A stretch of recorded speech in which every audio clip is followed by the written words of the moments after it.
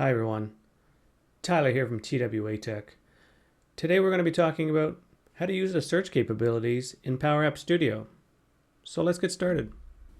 So today we're going to look at the search capabilities in Power Apps for Canvas apps. So Power App Studio offers a couple of good, useful tools that are built in that you can use to aid in your development of your apps. So there's a global search, which essentially allows you to search across the code in your entire app. And then there's the formula bar search. And then within the search, there's just regular search, which will highlight specific text. Or there's find and replace, which will find specific text and then provide you the ability to replace it in mass if need be. Let's start with the global search.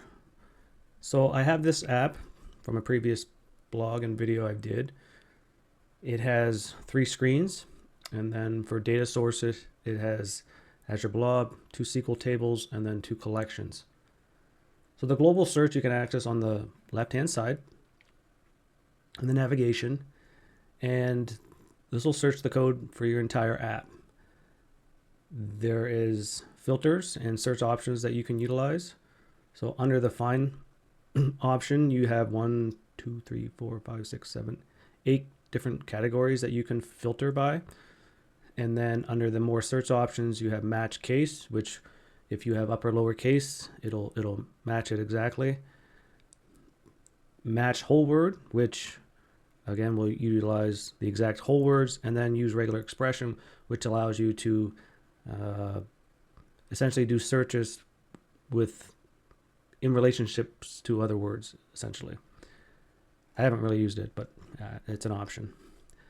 So for me, a lot of times it's, especially with SQL, you change your table name or your columns in the table, and you would have to go individually to each icon here to determine, okay, what's broke and to fix it. So here we can come, let's just take a look we'll do a search for item test _test.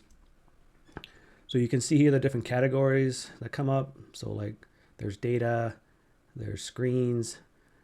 We're looking for all. If we do a filter for just data, it's going to do just the data here, all. And then if you were to click on it, it would actually take you where it is in the code. So you can come up to your formula bar and see it, and it'll take you to each one along the way, which is really nice if you wanted to manage it individually. Now, if you wanted to do like a bulk update, you would come over to the replace option. So here, there's not as many category filters that we have, but the search options is the same. But the nice thing is that we can just go ahead and type in what we want to replace it with. We could come down here and click replace all, do a bulk update, and you're good to go. So this is fantastic, especially when you have, apps that have like many screens and fields you're managing. So super helpful, highly recommended if you're not familiar with it. Our next search capability is in the formula bar. So let's just go ahead and clear this. We'll come back to our screens.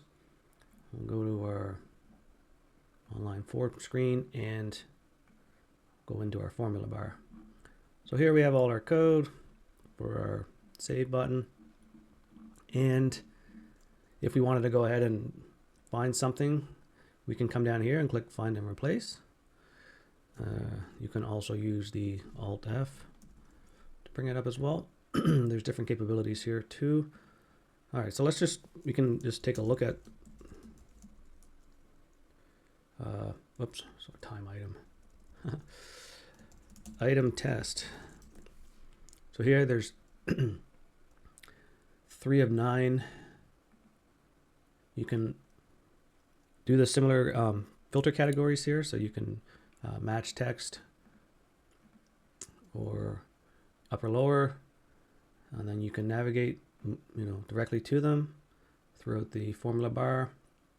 We can select this, which will be highlighted, so if you only want to look at it within a highlight, you can do that. You'll see here it went from 3 of 9 to 1 of 2. So if you wanted to do a replace, it would only replace here in the selected text.